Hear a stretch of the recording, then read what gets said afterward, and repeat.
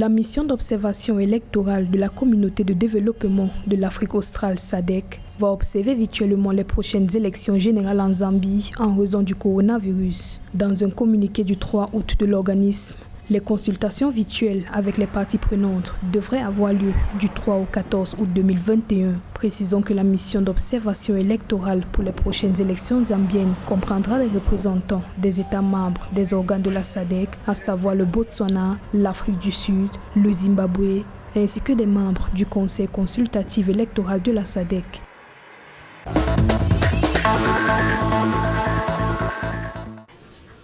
Face à la recrudescence des décès liés au coronavirus, le président guinéen Alpha Condé a durci le 3 août 2021 les mesures d'urgence sanitaire. Le président Condé a notamment renforcé le système de vigilance à tous les niveaux de lutte contre la pandémie dans le pays. Pour le mois de juillet 2021, la Guinée a enregistré 60 cas de décès dus au coronavirus. Selon un communiqué gouvernemental publié le 3 août 2021, le pays a détecté les variants Delta, Alpha, Beta, Gamma et Eta. Le communiqué indique que le taux de positivité est passé de moins de 2% à 11% au cours des derniers jours, tandis que le taux de couverture vaccinale est estimé à ce jour à seulement 4%.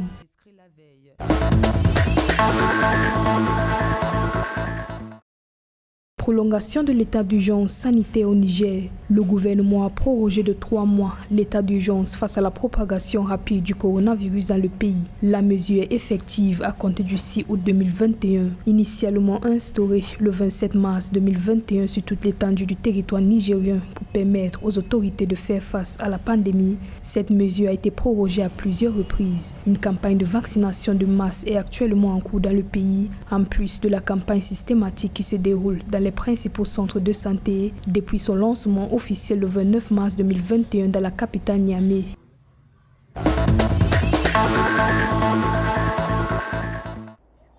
Le Kenya cible les pays à taux de vaccination élevé contre le Covid-19 afin de relancer le secteur du tourisme fortement touché par la pandémie. L'apparition du variant Delta sur le sol kényan sape les efforts du gouvernement de redynamiser le secteur de l'hôtellerie. Selon l'Institut public de recherche touristique, seulement plus de 305 000 touristes ont visité le Kenya au cours des 6 premiers mois de 2021 en raison de la pandémie. Les autorités espèrent que plus de 20 millions de Kenyans auront reçu 2 doses de vaccin d'ici 2021 pour attirer davantage de touristes dans le pays et que le secteur touristique retrouvera son niveau pré-Covid en 2024.